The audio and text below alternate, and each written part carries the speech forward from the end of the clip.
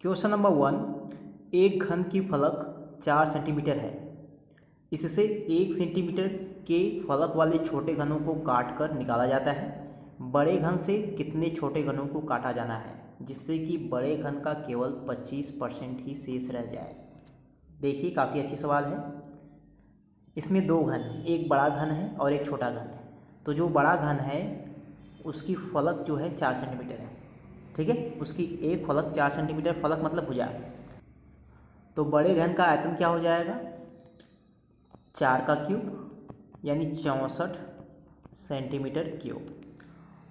और जो छोटा घन है उसका आयतन क्या हो जाएगा, छोटे घन की भुजा कितनी है 1 सेंटीमीटर, तो 1 का क्यूब यानी 1 सेंटीमीटर क्यूब, ठीक है। तो यहाँ से दो चीज़ें निकल गई, बड़े घन का आयतन और छोटे घन का आयतन। अब आप लोगों को ध्यान देना है, यहाँ से देखिए बड़े घन से कितने छोटे घनों को काटा जाना है जिससे कि बड़े घन का केवल 25% शेष रह जाए। कितने छोटे घनों को काटा जाना है जिससे कि बड़े घन का केवल 25% शेष रह जाए, ठीक है। तो बड़े घन का आयतन कितना है 64, ठीक है। तो बड़े घन का केवल 25% शेष रहना है, ठीक है। तो इसका निकाल देंगे 75%, तभी ना 25% शेष रह जाएगा, ठीक है। अब ये जब निकालेंगे 25 से काट दीजिए 3 बार, यहाँ पे 4 बार, यहाँ से काट देंगे आ जाएगा 16, 16 गुणे 3 यानी 48, ठीक है। तो यहाँ से इसका आंसर क्या आएगा 48, यानी कितने छोटे घने को काटा जाना है 48, ठीक है। तो आपका ऑप्शन नंबर दूसरा वाला सही है 48। क्वेश्चन नंबर 2 देखिए, एक परीक्षा में 68% उम्मीदवार गणित में उत्तीर्ण होते हैं और 62% उम्मीदवार सांख्यिकी में उत्तीर्ण होते हैं, जबकि दोनों विषयों में 40% उत्तीर्ण होते हैं। यदि 30 उम्मीदवार इन दोनों विषयों में अनुत्तीर्ण होते हैं तो उम्मीदवारों की कुल संख्या थी। उम्मीदवारों की कुल संख्या आप लोगों को ज्ञात करना है। तो देखिए काफ़ी इजी प्रश्न है, कैसे सॉल्व करेंगे।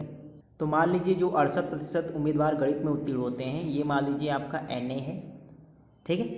और 62% सांख्यिकी में, इसे मान लीजिए NB। और दोनों विषयों में 40% उत्तीर्ण होते हैं, तो ये दिया है आपका NA/B, इसका मान दिया है 40, ठीक है। अब देखिए जब आप लोगों को तीन चीज़ें पता है NA, NB, NA/B, तो आप लोगों ने समुच्चय में पढ़ा होगा NA/B बराबर NA + NB - NA/B, यही होता है। तो जो मान दिया है उसको रख दीजिए यहाँ पे। NA 68 है, NB आपका 62 है और NA/B ये है आपका 40। तो ये क्या आ जाएगा आपका, तो ये आ जाएगा आपका 90, ठीक है, 90%। NA/B का मान आ जाएगा 90%।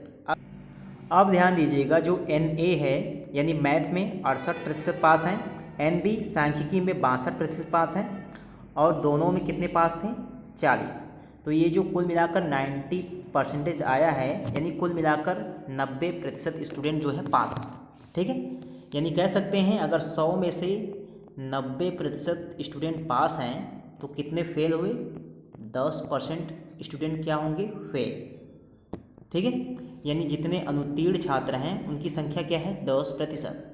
तो यहाँ पे दोनों विषयों में अनुत्तीर्ण कितने हैं 10%, ठीक है। अब दिया गया है यदि 30 उम्मीदवार जो हैं दोनों में अनुत्तीर्ण हैं, यानी इस 10% का मान 30 के बराबर है, ठीक है। तो आप लोगों को कुल संख्या ज्ञात करनी है यानी 100% का मान, ठीक है। तो 10 का गुणा कर दीजिए दोनों तरफ, 100% आप लोगों का निकल जाएगा 300, ठीक है। 100% यानी कुल छात्र कितने हैं 300। तो ऑप्शन में देखिए, ऑप्शन में कोई ऑप्शन मैच नहीं कर रहा है यानी 5वां ऑप्शन चूज करेंगे, इनमें से कोई नहीं, ठीक है। तो ये थे दो प्रश्न जो कि आपके BPSC TRE में पूछे जा चुके हैं। अगर आप लोगों को वीडियो पसंद आए तो वीडियो को लाइक करिएगा और चैनल को ज़रूर से सब्सक्राइब करिएगा।